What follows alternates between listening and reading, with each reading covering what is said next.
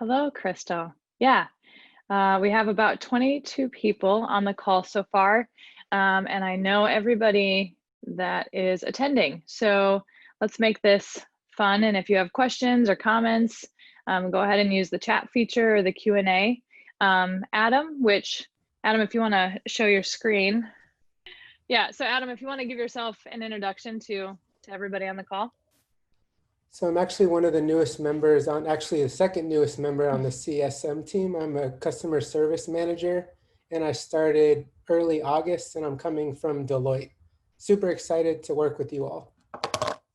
And just for fun, and I'm going to put you on the spot, can we get a random fact about you for the people to know?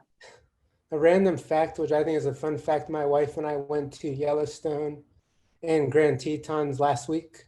And we actually saw a bull moose, which is a male moose. That was my first time. The thing is huge.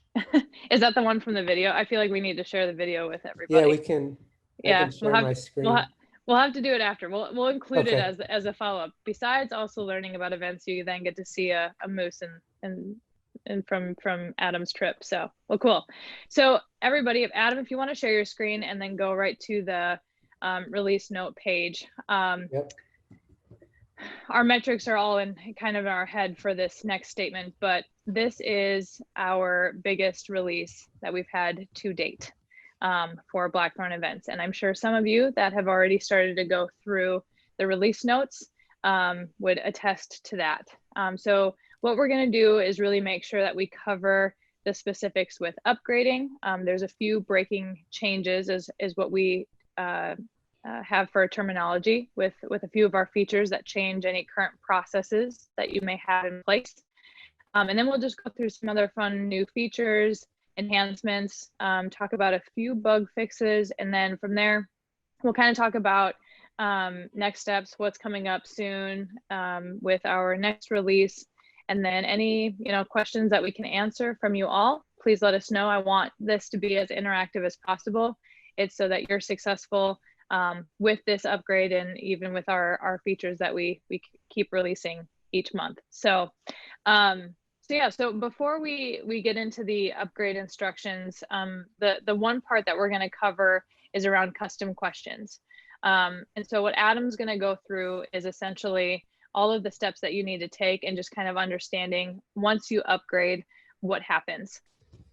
So to start off with the updated experience using Custom Questions 2.0, a quick note is that all existing live events will work with the old form question framework and will continue to work as expected. But if you need to make changes to existing form questions or add new form questions, you'll need to fully move over to the Custom Questions 2.0. Also, additionally, very important note is for mapping answers to any objects such as the attendee, contact, or lead or account. This will take up to 5 minutes. We have a batch job that must be first scheduled. When first scheduling that batch job, it will run on the top of the hour. So right now it's 11 a.m. PST. That batch job will run at 12 p.m. PST and then run up to every 5 minutes following that. If you've already scheduled a batch job, then it will continue running every 5 minutes and those answers will get mapped to the corresponding object up to 5 minutes after that attendee registers. Any questions on that? Oh, so go ahead, Ashley. Yeah, I was just going to say, and just to give context on that. So what everybody is used to before upgrading to 2.85 was you would go to the form element and you would have to be, you were required to define a map to object and map to field. So when somebody went through your registration process, submitted the registration, their custom answers would, or the answers to the custom questions would go immediately to that attendee record, or if you had it to lead in contact. Now with this new process and what Adam's going to show, we have a completely separate object for form submission answers. And so we actually relate it to the attendee immediately when the attendee registers. But yeah, doing that parsing out and putting it onto a related field is what now is going to take up to 5 minutes to get defined in those map to fields. So again, it's a little, just something to think about if you have any immediate processes when an attendee is created where you want to grab the answers to those questions and put it into an email template or send it out with the confirmation. There is a delay. So you may want to update your criteria to say, send it once that value is not null, if that makes sense. And again, we can cover that in a one-to-one. So on that note, just following up what Ashley mentioned, so I'll go into our forms. So under the events admin, click into forms.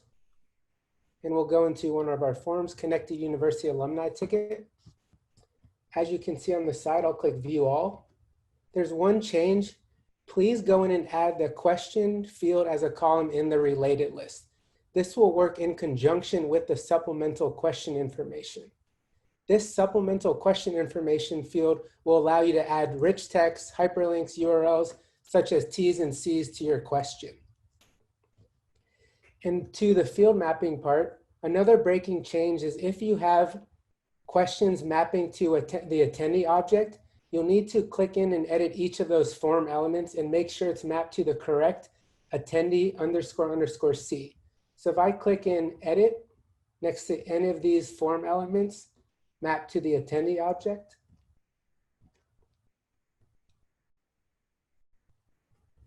This map to object will show blank if you're upgrading. So major point here is please click in and make sure that says attendee. Once you select attendee, your map to field will automatically update to what was previously set. And then you'll click save. That way we're ensuring all of the form elements correctly map to the attendee object.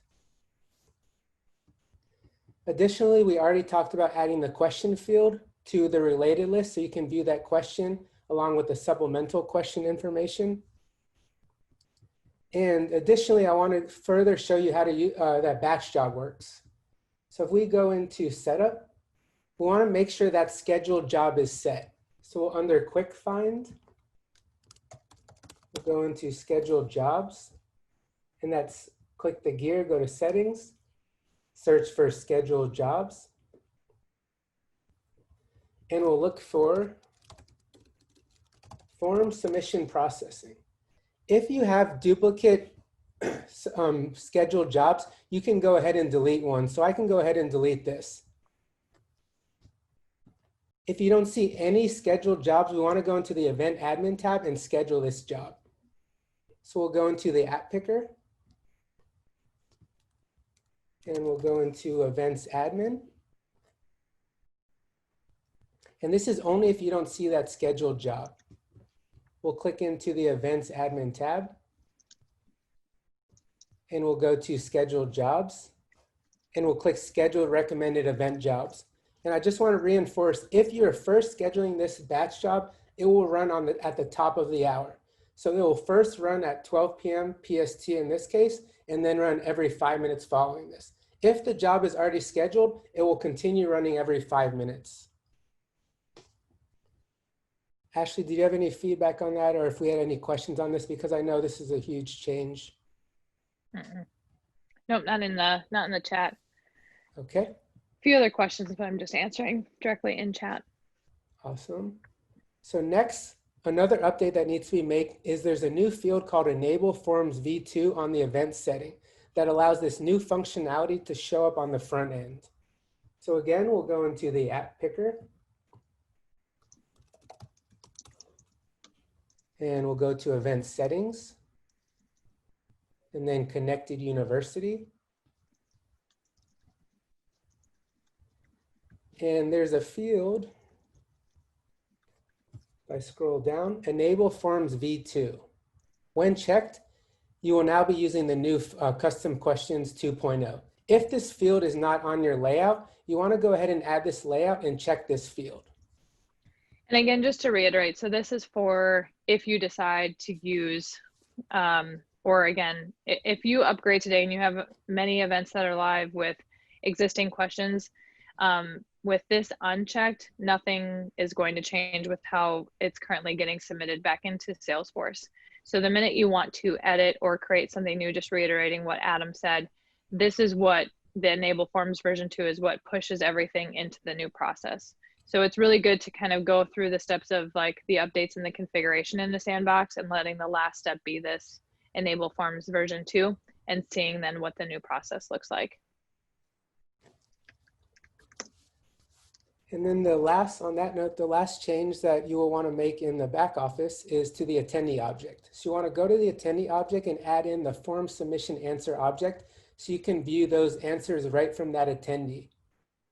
So if you're mapping to the attendee object, you'll see those on fields on the attendee as well, but then you also have the related list where you can go in and view their actual responses. And do you want to show, yeah, like an example of that one? Yeah. So I'll go into, actually, let's go into one of our events. So this is the event I'll be demoing once we go through these breaking changes.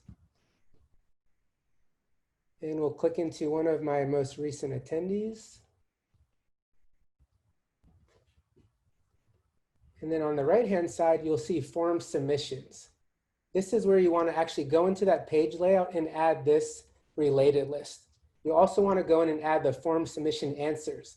This way you can click view all and view all answers right from this list view. And then just really quick, because I clearly am new to Zoom webinars because I just marked it as confirmed. Wooter, just to confirm, it only applies to the custom questions. You're correct. So the attendee still gets created immediately. The answers actually show up immediately related to the attendee. It's just the mapping that is a 5-minute delay. Yep, so as Ashley mentioned, if I were to just register, these answers we created directly linked to the attendee, but then it will take up to 5 minutes for those fields to actually map to the contact, the attendee, the lead, or the account. And in this case, I have a couple fields that we're mapping to the attendee. So how did you hear about this event? They selected email marketing. We also have a second question that mapped interested in other activities. If they say yes, and we'll show this live as well, we now have conditional questions. So in this case, they responded yes. And we have a second or a conditional question that asks for what are those other activities that you're interested in. And that maps to the activities field here as well. And then another huge feature that we'll go over shortly as well are UTM parameters. So based on the event URL, we have added UTM parameters used for Google Analytics, and I've actually mapped those variables to the attendee as well. And we'll go into more details. But again, all of these values will map to up to 5 minutes after that attendee registers. Ashley, did I miss anything or any important points on that? Maybe show the form submission object. So when you are going through a registration form where everything goes initially, it's going to look very similar to our event registration submission. So now the event registration submission is all about the attendees' standard information, ticket selection, cost if it's a paid event, and then we're now pulling custom questions out and putting them into their own form submission object. The reason being, and what Adam will cover here in a little bit as well, is that we wanted to have a way where you could send out a post-event survey, which has nothing to do with the registration. So that's why we broke these out into two. So yeah, other than that, I think we're good. I don't see any other additional questions at this point. Thanks, Ashley. Next, I wanted to go over some matching logic breaking changes. So when you upgrade to the latest version, we have a new field called match record that is on the relationship setting record. Let's actually go in and show that. You have to add this field to the layout. So if I scroll down a little bit, we have this match records field. This will select which type of records you want to try and match. So for example, if you want to match against leads and contacts, you would set the matching rule to leads and contacts. This would also give you the opportunity to match leads against contacts or vice versa. Any questions on that, Ashley, since I can't see the chat? No questions on that. Just to confirm, so we didn't do a webinar for the, I think we did, it was July release.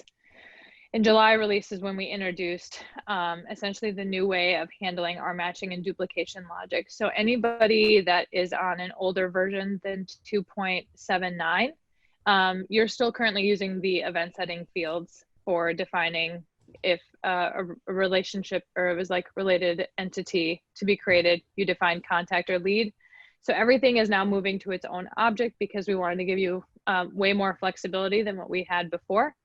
And so when you upgrade, you'll want to make sure that there's a relationship setting and create one that matches what your use case is, and that it's related to the event setting record. And then it will no longer rely on the 3 fields that we had before. Yeah, and with the matching records, we really ran into a lot of errors with customers. It was Blackthorn logs that were essentially saying if a duplicate rule wasn't activated, we were essentially trying to evaluate every single duplicate record across contact, lead, and account. And so now with these matching records, you get to specify, hey, I have a contact duplicate rule and a lead duplicate rule active, and I want you to search through all of those records to find the best match with this attendee.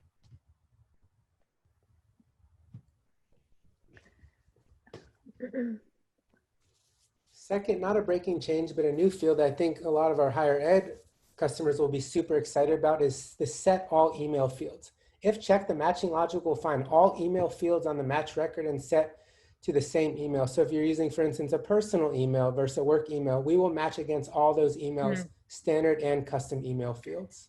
Higher ed or anybody that has nonprofit with different types of emails, this is your setting that we've created a solution for. So in your duplicate rules, when you were matching against many different emails, we now allow you to, yeah, I knew Maro would love that. So you can have multiple email match with having that checkbox. And again, these are 2 fields with the upgrade that you will want to add to the relationship settings object. Yes, Crystal, it does match against custom email fields. As long as it's identified in your duplicate rule, that's what we will match against. Ashley, are there any other questions before we go in and actually show these new features? I think, okay, Kelsey, yep, you're welcome. Maro, so yeah, so just for everybody to know, so Maro's question, I don't know if everybody can see this or not. Maro doesn't have enough time to update a sandbox test, move to production before they have their next event. So yeah, you can, everything in production will work as expected. It's really at your own time frame of upgrading to get into these new features. So, yep, we will, Crystal did ask from before if we're gonna force the new custom question version. Right now we're set on track to enable this for all new users, all new customers, starting in October, but it's not something like we'll give our current customers enough time to, you know, move themselves up to it. So whatever time you need to transition, we will give you. We do not have a hard deadline on that. And then Stephen has a question about the supplemental question. So maybe if you want to just go back to that really quick, Adam. So his question for the supplemental question information is allowing us to put text on the form and doesn't require an answer. Oh yeah, Steve, let's connect on that after this. I don't know if I fully understand what you're asking, but I can help you with whatever you're experiencing. So we can move on. Awesome. Then before moving on from the relationship setting, there's one more breaking change that we had for those using Nonprofit Success Pack. So for those using the Nonprofit Success Pack, you will want to make sure that this create account rule is blank. That's because the Non-for-Profit Success Pack will be automatically creating household accounts once you save. We had, and Ashley, I think we had a number of customers running into this issue, correct? Oh, for the nonprofit? Mm-hmm. Yeah. So if anybody on the call has the Nonprofit Success Pack and you've already upgraded where you have the relationship setting, make sure that contact account rule is set to none. What we found out is that when you have it set to create account, we are trying to have our logic reference duplicate rules. At the same time, the Nonprofit Success Pack is trying to evaluate creating a household. And then it just creates an error called cycles detected. And then it essentially doesn't create an attendee and it fails the ERS record. So set that to none. Awesome. So we're ready to go over our live demo of the new features? Yeah, I think we're good. So for our new custom questions, I want to focus on a couple new form elements that we offer now. We have dividers. So a divider is a way to add a subsection or a breaking point between different questions. It does not require a response. And I don't know if that goes along with the previous question, but with this, you can add rich text. So for instance, if I go into this form element 088 and click edit, and then I will show you this live once we walk through the back office configuration. Here I have rich text added under that new supplemental question information, which says, please provide additional responses below. You can change the color, change the size, change the font. In this case, this is what will show as that divider between questions. Any questions on the divider component or form element?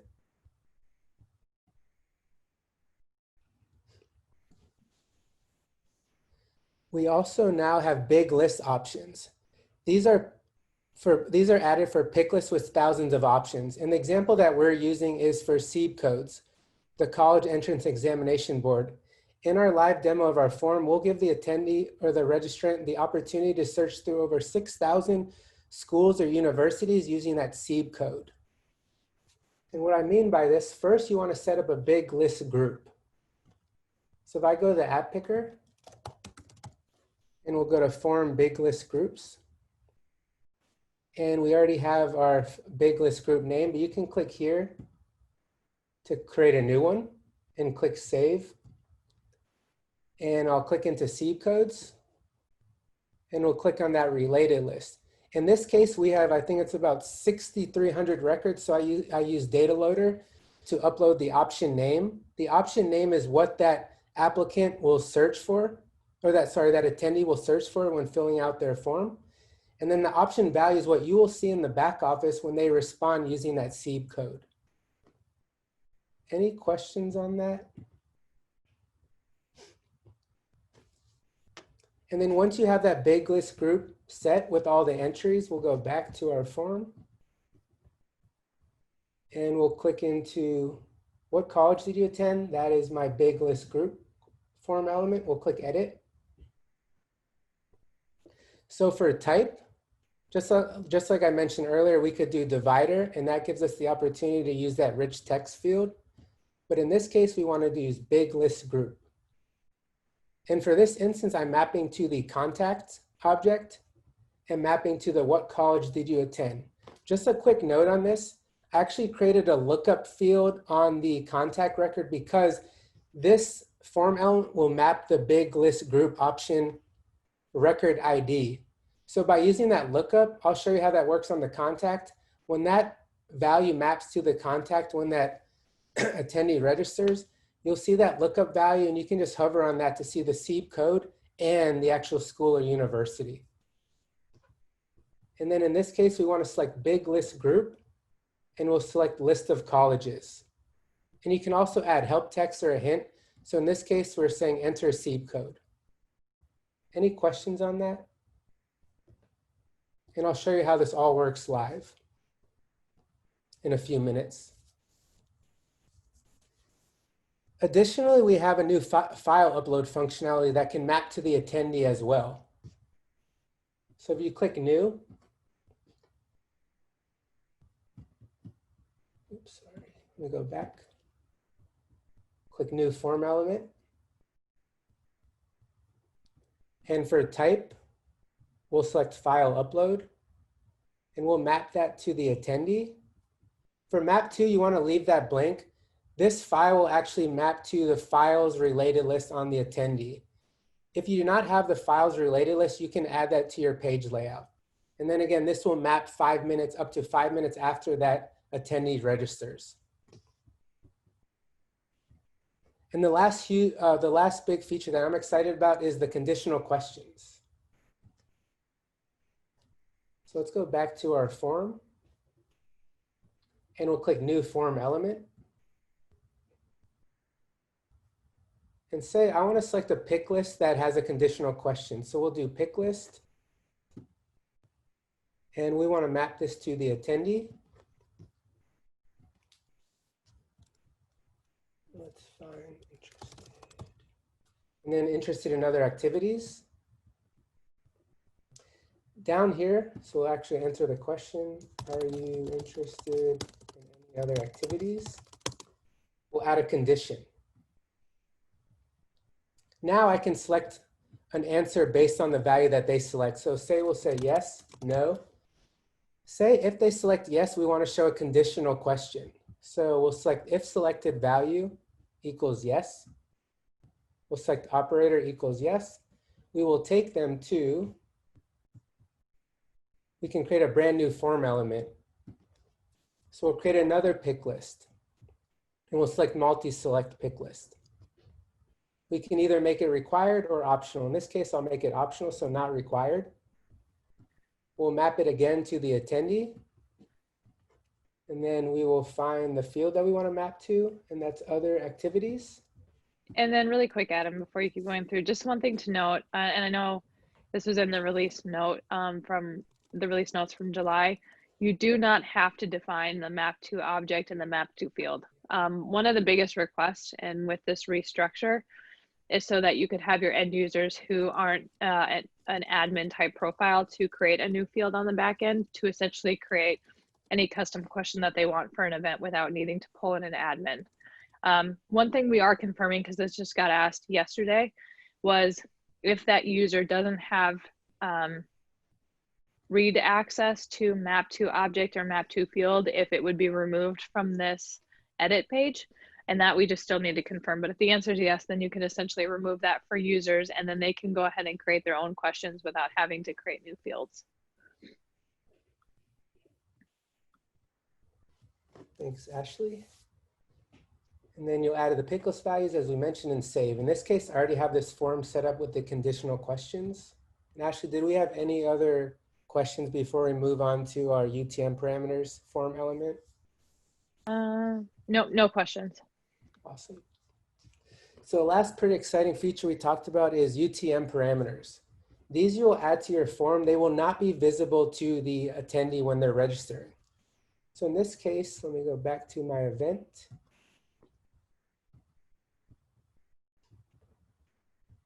So on my event, I have this UTM parameters form. The other form I was showing is linked to the event. So you can still link your forms to the event or the event item. And that in the first form, that's linked to the alumni ticket. So if they select the alumni ticket, they'll then see those form questions.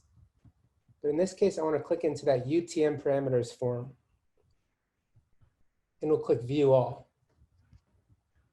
Let me just edit to show you how that looks in the wizard. So for this parameter, we want to map it to the attendee. I created two custom fields on the attendee. One is for UTM parameter 1 and UTM parameter 2. You would obviously have different parameter names based on your Google Analytics tags. And in this case, for testing, I did UTM parameter 1 and UTM parameter 2. This enter your question is what you will add to that event URL. And I'll show you how that works in a second. So then once you add that variable and I have another variable, add both of those variables to my event URL. Once they register, those values will actually map to the attendee object.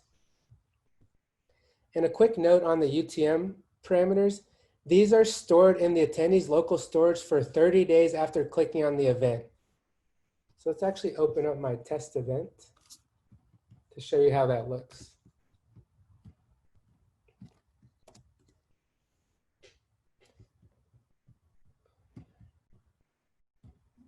So in this case, our event, this is our event URL, and we added an N.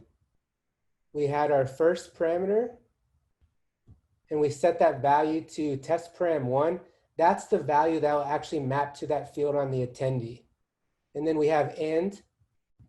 So we have the question mark. Between parameters, you want to make sure you're using and, the ampersand.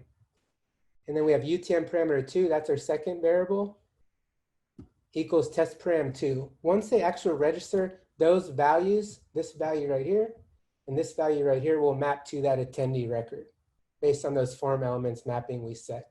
Any questions on that? Or any additional comments on that, Ashley?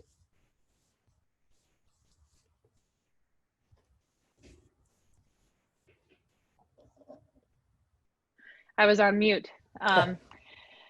Go figure, happens at least once a day. The biggest thing I just want to state, there are no questions from any attendees here on the webinar, but there's been a few customers requesting this in terms of being able to grab these parameters, put them onto the attendee so that attendee can go into a specific campaign. And that seems to be the, oh, thanks, Wouter. We're literally same question as I'm explaining it. So the biggest use case for this is so that you can identify how the attendee came to the form, from what other page, any marketing people on this call, I know Kristen, you're on this call, maybe can elaborate if we gave you talking privileges in terms of why you'd want to have this tracking ability of where they came from. And the biggest thing is that once you know where they came from, you can put that onto their attendee record and then put them into the correlating campaigns of how they did so that you can report and you can have metrics in terms of what was successful for those individual campaigns.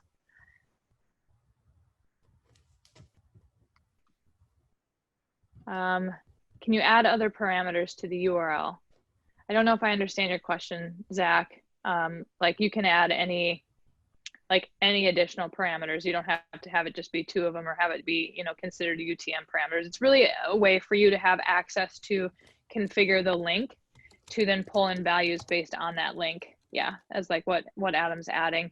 And then Wouter, hopefully that helped for elaborating on the use case. If not, I know our marketing team, and I'm sure another few people. Okay, so Steven said if the client wanted to set up specific UTM parameter for each event, they would need to create a form for each event.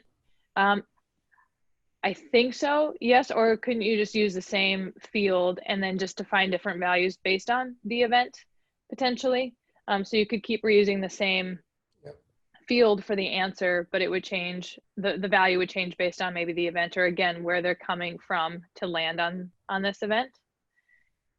And then can the UTM parameters be used for event group URLs? It's a good question. And I believe the answer is no. We had this specifically for events. So, but I'll confirm that with our team to see if not. The delivery in terms of this feature was specific to events. So.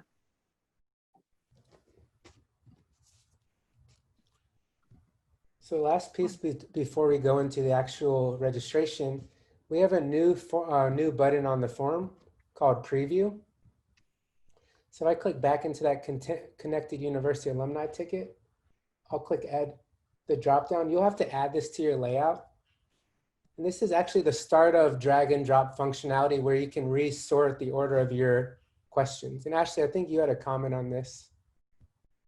Oh, well, yeah, just for everybody to know, we wanted to have an ability to resort any of your questions within a specific form.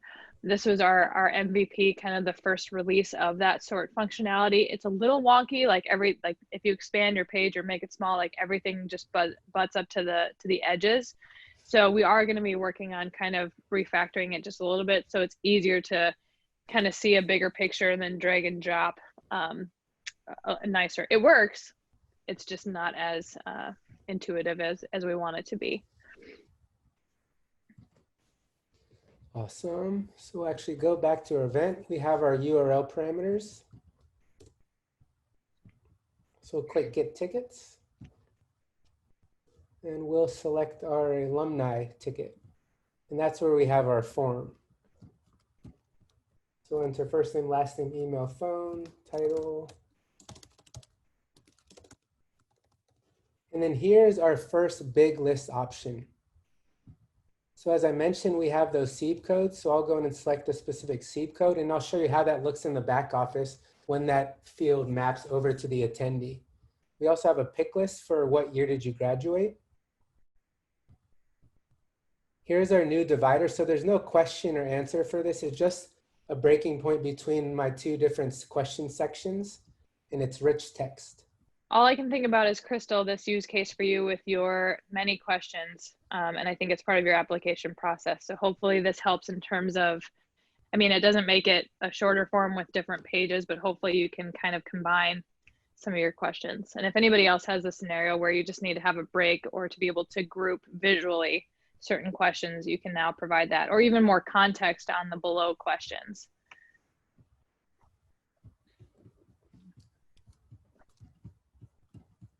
And then these two fields will map to the contact.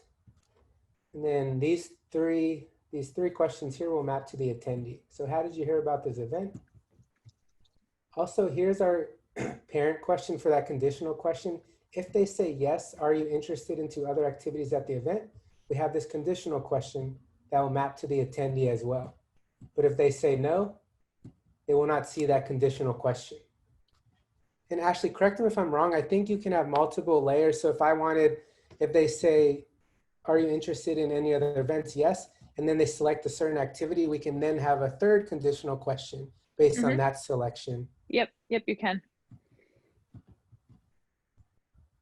And this is optional, but this is a free text, so we can enter up to 30,000. What I think is pretty cool, it tells you the amount of characters left as they type. It gives you, we have 18 of 30,000 taken. That is the default. You can change that if you need to. Right now it's a little wonky because we don't actually have it on the edit page that we've built out. It's on still like the record page for the form element or form element object. But we do have a ticket to enhance that for this next for the October release. So. And then last but not least, we can upload a photo that will actually map to the attendee. And please note, we have a bug that we are troubleshooting this morning where the file is not actually mapping to the attendee, but it should. Yeah, and just because, you know, things come out when we're releasing a bunch of new features. So with the upload, it will actually still save to files. It's just not attaching to the attendee. So if you wanted to use this in the interim, it would still get saved in your Salesforce org. It's not like it disappears. We just need to make that final fix to have it connected to your attendee record. And then while we're on that, I'll show you how it worked in another org of mine, just so we don't forget. I want to show you guys how it works.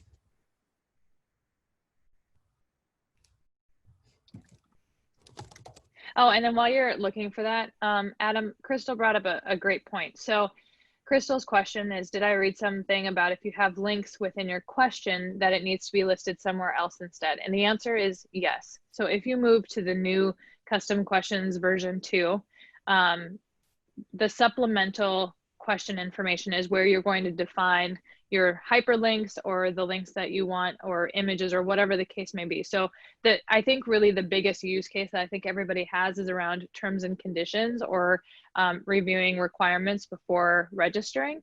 So your question would be, did you agree to our terms and conditions? And then in the supplemental question information, that's where you would put a link to your terms and conditions, or again, a hyperlink on a word for navigating out. It currently still works like right now. If you are on our old version of custom questions, it still shows the URL for the link out. But if you go to version 2, you're going to need to move it to that supplemental question. Yes, and totally agree, Anders. So the new version 2 would be great to use for register speakers and let them add in their PowerPoint or upload any information, right? If you have sponsors or speakers or press where they need to identify and have like a bio and their image and resume uploaded or any like requirements for the event, definitely a great way for them to use that with the file upload feature.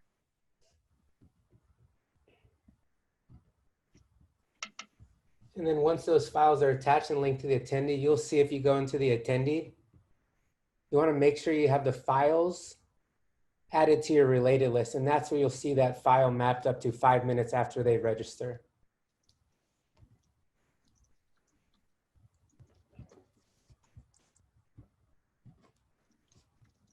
So we'll go and click save and we'll check out.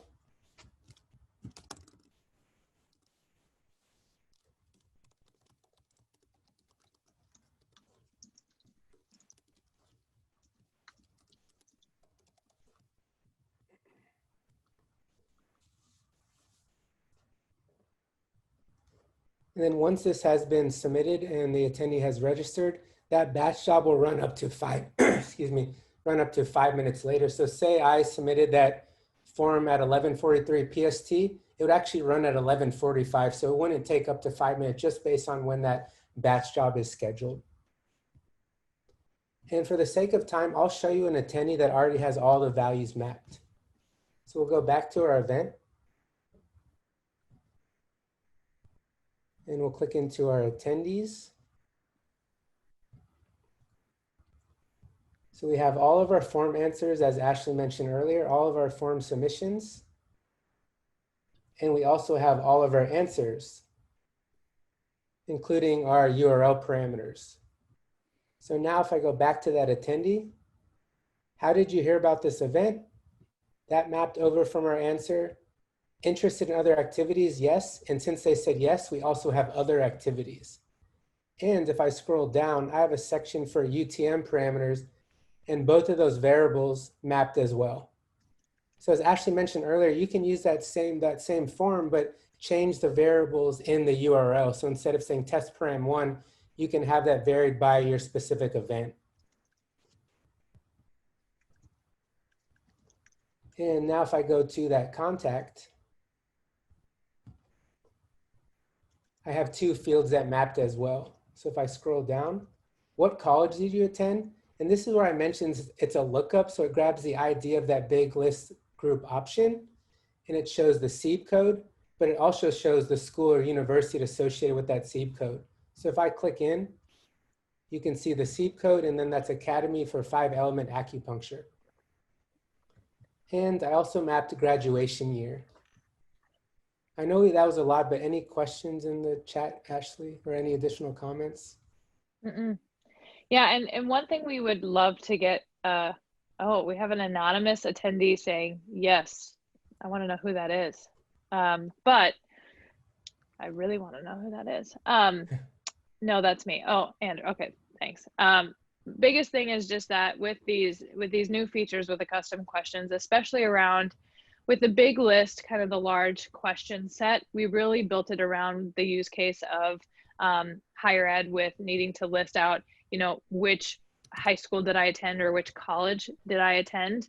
And that, this again is kind of our first build out of that. So I would really love as much feedback. I know, Kevin, you gave some with you and I, now that we have it actually working and you can test it.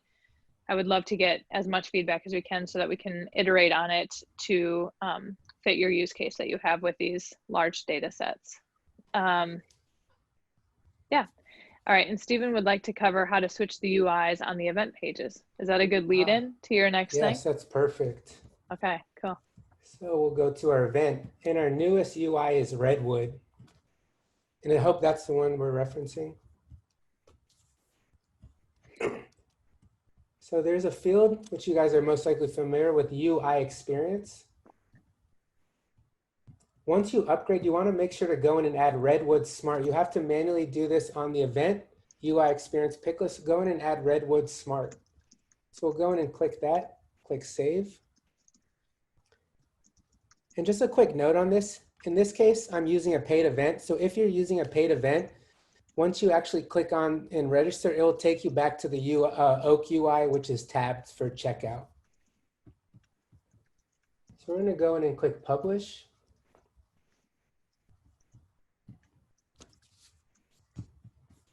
And we'll go in and open up that event URL. Boom, our brand new Redwood UI. So if we scroll down, see our description. That's not me.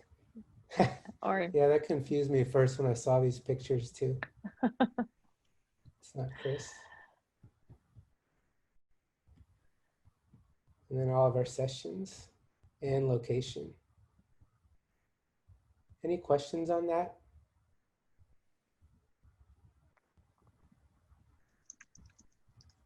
nope, I don't. No, I'm getting a little bit behind on some of the chats. Not on the UI, but I think does it go to a pre-form to register? Yeah. So what's the registration? Yeah. So I think it goes right to the bottom. Oh yeah. If you have tickets. This takes us here because I'm using a paid event. Got it. Yeah. So I think there's a little bit of a different flow for free event. I think it just goes right to the bottom, doesn't it? Yep. I actually have a free event. Oh, perfect. Yeah. Let's go show that. Let me make sure this is the right one.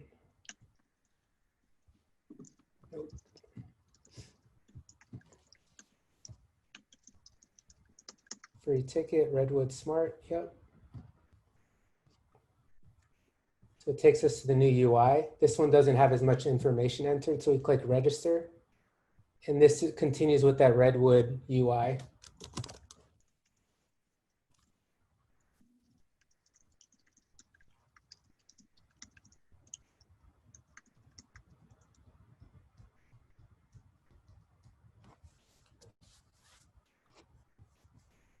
Any other questions on that, Ashley?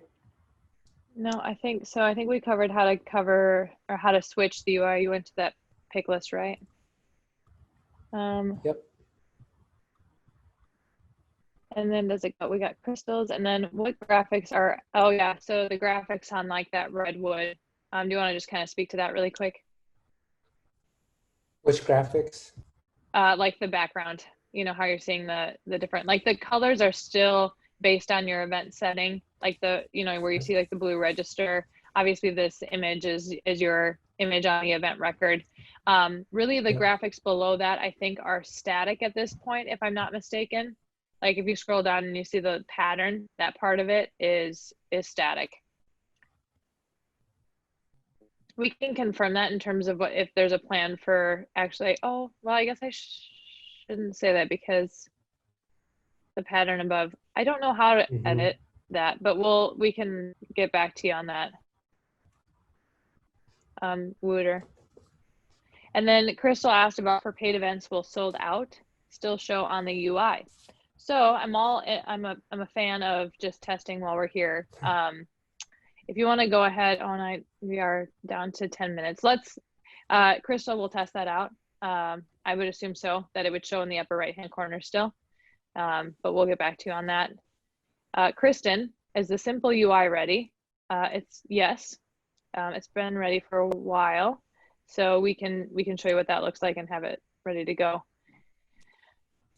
No, we cannot set the UI on the event setting record, Stephen, because this is still very specific to each event. So you could essentially have different UIs specifically for an event instead of just trying to set it for all events. Or you can have kind of a default value or one specific value for all of your events based on that pick list.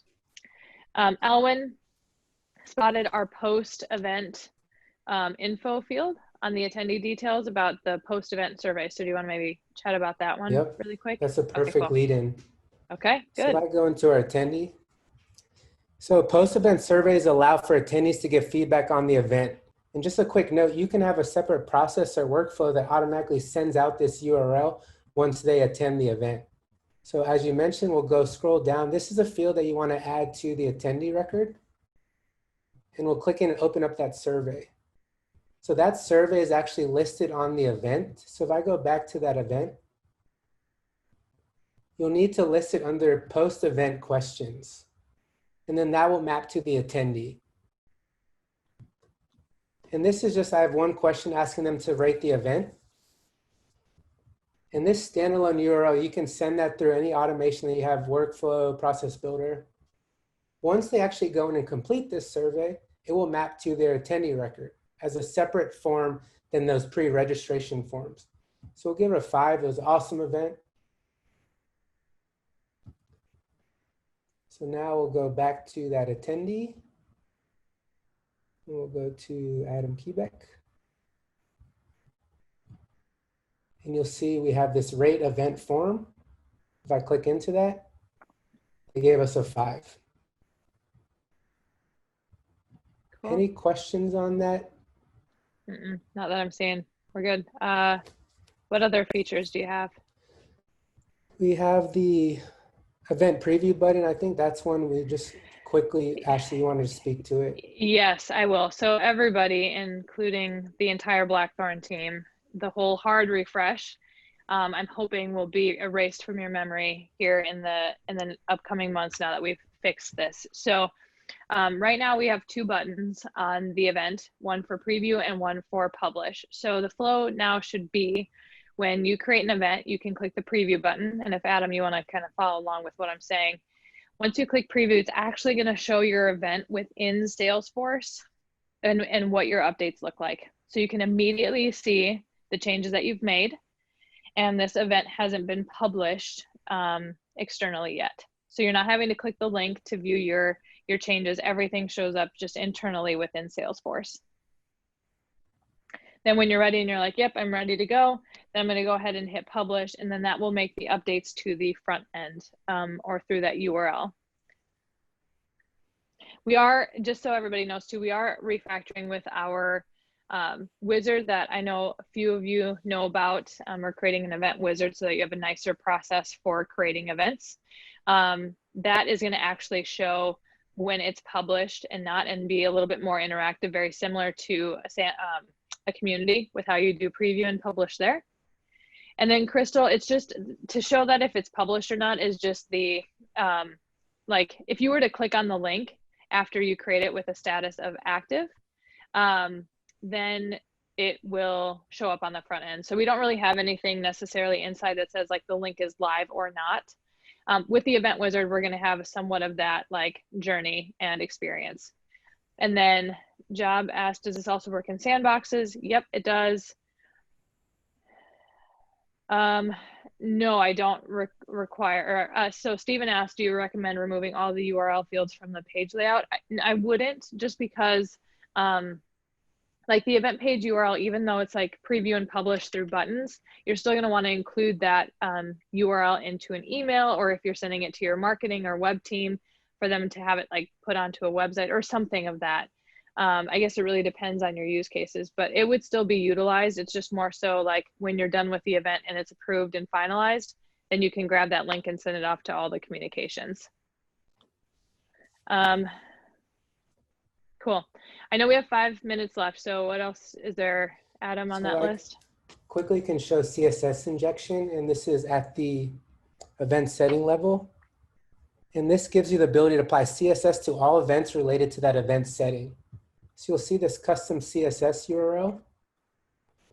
And I'll go and show, it's not the clean, our CSS is not a great example here, but I want to show you this live.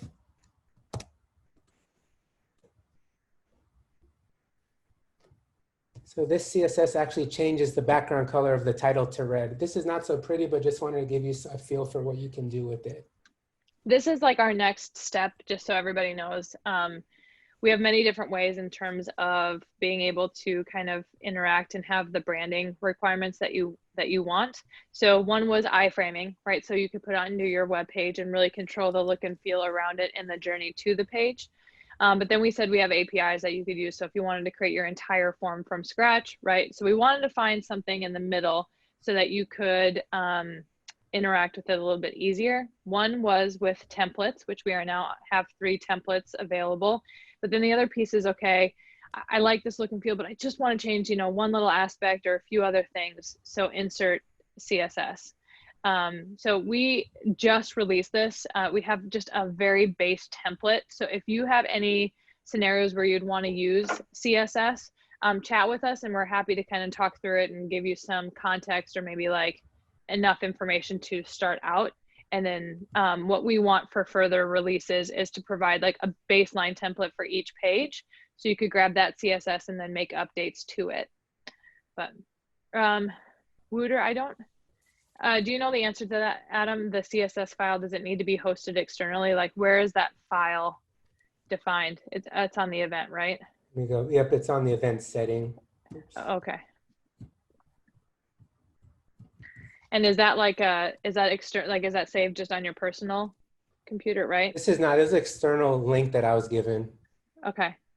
So I think the answer is yes, Wooter, but I need to confirm. I don't know how, I don't have as much knowledge on it. Yeah, I think, is there anything else?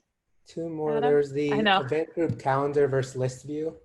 Oh, that one we don't need to go through. That's pretty straightforward. What about Salesforce communities redirecting to a single event? Let's just talk about it. So yeah, so kind of if you want to show it while I talk about it. Yep. So now we just gave an option within the community so you can have a specific event page instead of seeing a group or a listing of events in the community. The goal that we want to get to is where you can change the URL to be a specific event. So like you could create a page just for, you could create a single page in a community, put one event in there, save it, grab the URL and then just keep replacing it and have it show new events, so that your departments would have full control over pushing people to a community to their specific event, instead of having to interact with an admin to always update that page with a specific lookup to event. That was a really quick explanation, but that's what we're hoping to do. I don't know if it's like changed by the name of the event in the browser URL, but we can confirm that. And if anybody has questions about it, we can help. Okay. In this case, Ashley, this was the page I created, so you can modify this for the different event pages. Okay. Yeah, that one's a little iffy, but other than that, like I said, we're already at the hour. So thank you everybody for joining. If you have any additional questions, or again need help with the upgrade, let us know. There's many more enhancements, and there are a few bug fixes that you definitely want to reference. And you guys know how to get a hold of us if there's anything else. Yeah, that's it. Cool. All right, I'm going to answer a few questions here just in the Q&A. So we'll just leave it open for a couple more minutes, and then we'll talk to you all later.